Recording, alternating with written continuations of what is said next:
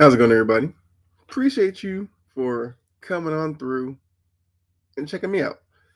Look, it's been probably like a week or so since I've recorded anything. Was a little bit under the weather. Um,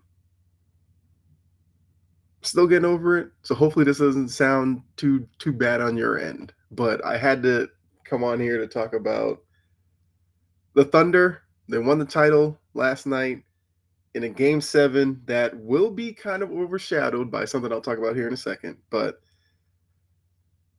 congratulations to the Thunder. SGA wins Finals MVP. Well deserved.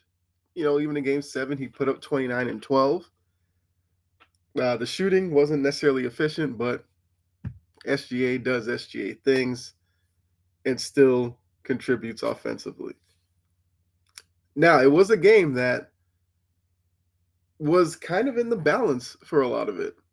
The Thunder obviously playing at home had the advantage in a game 7, but the Pacers looked like they were game early on. Haliburton knocking down 3 threes. He looked like he was up for it. Then he had his moment where he did the dreaded, push off of the leg that had the calf strain.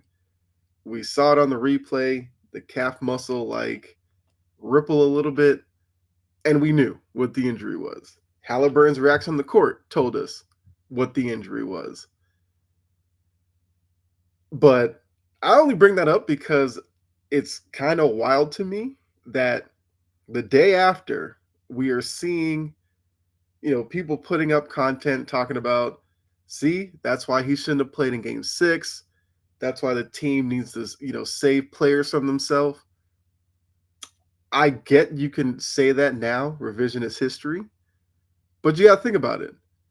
This wasn't some random game in the middle of November. This is game 7 of the finals. For Haliburton, for the Pacers, last season they made to the conference finals. They lost. This season they pushed through, get to the finals. There's no guarantee they get back there anytime soon. So you have to seize the opportunity when it's there. Obviously, nobody wants to see any player go down the way Haliburton did. But I give Haliburton a lot of credit playing through the injury. Game 6, he didn't look like himself, but he got through that game. So now for him, starting off game 7, looking better than he did in game 6, he was going to push that as far as he could. Unfortunately, he only got, 7 minutes into the game, and then it happened. So I'm not going to, dog Haliburton or the Pacers because of what happened to Haliburton. You would hope your favorite player on your team, if he was in that situation, would do the same thing. That's all I'm going to say. So, speedy recovery to Tyrese Haliburton. And look, us Celtics fans, we know. We saw Jason Tatum tear his Achilles in the Knicks series. Felt horrible about that. But that's the price of sports, unfortunately. Now, next season, for a Pacers fan, probably the worst possible moment, the very last day of the season for it to happen to Haliburton. So his clock on his recovery, obviously about a month difference from Tatum, I believe. Haliburton, you pretty much have to count out for next season. Now, with what modern medicine is, I fully expect him to come back and still be a really good player. So, like I said, shout out to Haliburton for pushing through, and it's unfortunate what happened to him. And the Pacers, look, they can hold their head high. Like, they forced this into a game 7 when Vegas, before the series, the shortest odds was Thunder in 5 or Thunder in a sweep. And the Pacers pushed this to a game 7. So they can't be mad at where they were, how the season ended for them. And look, it was an entertaining series. which is why I shot down this notion before the series when people were like, "Oh, who's gonna watch this?" I said then it was gonna be entertaining, and it turned into an entertaining series. So thank you, Thunder. Thank you, Pacers, for putting on a show. The offseason is now underway because I think it's like after the very next day after the finals ends, I guess you can do some negotiating with, I think, current free agents or something like that. But we had some moves that did go down. Bane, Kevin Durant. The Bane move probably not on the level of Kevin Durant. I mean, the Magic do get a guy in Bane who gives them shooting, which is what they desperately need. They got out from KCP's contract. KCP was a disappointment last season for the Magic, so you understand why they did that. For Memphis, I feel like it raises a lot of questions as to what their future is going to be. Is this the only move they're going to make? Is John his way out? Like, there's so many questions there. The move of the week, Kevin Durant, we knew he was going to be out of Phoenix. We knew that. It was just a matter of where. Now we know. He is now a Houston Rocket. The Rockets are sending out Jalen Green, Dylan Brooks, a lot of picks. The number 10 pick in this year's draft, 5 other second-round picks and stuff like that. So I think the picks part of it, it's a lot, but whatever. A lot of these teams that feel like they're close, they don't care about the picks. So let's not worry about that. The Rockets get a guy in Kevin Durant, though he may be 36, 37 years old, who gives them something that they desperately need. A guy late in the game, get the ball to, you need a bucket, he can get you a bucket. Case closed. For the Suns, I mean, they get a young guy in Jalen Green that's still developing. But much like with Memphis, there's got to be more to this for the Suns because right now they have Beal, Booker, and Green that all play the 2 position as like the 3 best players. Can't play them all at the same time, so there's got to be another move on top of this. Is it Booker going out? Are they going to flip Jalen Green somewhere else? Can they convince some team to take on Bradley Beal with his no trade clause? Do they just buy him out? So many things the Suns need to do. This obviously must be the first move in that.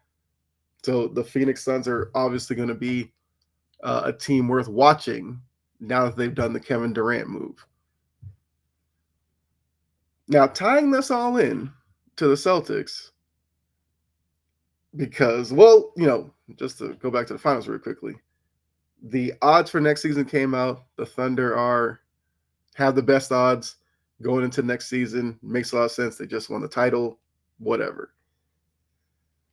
But the East is going to be fascinating next season. The East is kind of whatever this year. Next season, going to be a whole different thing because,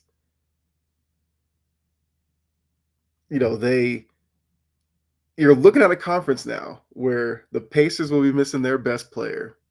The Celtics will be missing their best player. The Knicks, you feel like, are going to make some type of move. The Cavs probably have to do some roster tweaking as well. The Bucks, we don't know if Giannis is staying. He says he wants to, but that's just talk right now. We got to see if they actually do. There's so many questions in the East. The Pistons, they grew up this year. Can they make that move to bolt them up even more? The Magic with the Bane move, all that. Brad Stevens, I think, is about to start getting to work. Now, I feel like the report about him wanting a first-round pick for Drew Holiday, I don't think it's as crazy as it sounds anymore. Durant, yes, Durant's a better player, but Durant went for first, whole bunch of second-round picks and stuff like that. So why wouldn't a team give up a first-rounder for a Drew Holiday that's a proven winner? I do think with a lot of the questions in the East, Brad Stevens will probably be more convinced that he could put together a competitive team next year, centered around Jaylen Brown and Derek White. Just that, how is he going to get there? Like I said, Holiday's gone. I think Hauser's gone. And the crazy thing with Hauser is he makes like 10 million, but because of the second apron and everything, he's actually counting for like 80, 85 million, which is crazy to think about. But I think Brad Stevens will get creative in this offseason. And as all the experts said, once KD was moved, other moves will follow because a lot of teams were waiting to see where KD was going to go before they kind of started executing their own plans. So there was like a moment there where some people had rumors about Durant ending up in Boston. I was like, I did not see that happening. So now those are gone, and aren't plausible anymore. Does something come about with the Mavs' interest in Holiday? I saw that the Suns were kind of sniffing around Porzingis, which I think led to the Durant to Boston rumors. But are the Suns still interested in Porzingis?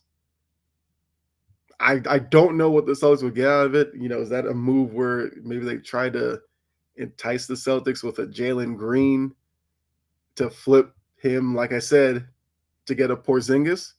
I don't know. Jalen Green's intriguing. He's athletic. He just needs to become a more consistent shooter. But now the rumors are going to start getting crazy. And obviously, if Brad Stevens pulls a trigger on anything, I will be here to talk about it. But once again, congratulations to the Thunder. Great season. Capped it off with a title. But like most of you, your boy is in NFL mode. So also baseball. The Red Sox, I will have a video coming out on the Red Sox. Got to talk about them. But we in NFL mode now. I think we're 70 days away. Feeling good. So appreciate you for checking out the content. Make sure to go check out some other stuff. Appreciate if you gave it a like. Leave a review, depending on whatever platform you are checking this out on. Also, if you're new, appreciate you for stumbling on in and giving me a shot. Hopefully you enjoyed it and you feel inclined to hit the follow or subscribe. Up to you. No pressure. But yeah. So thanks again. Appreciate you. Be safe. Please be safe.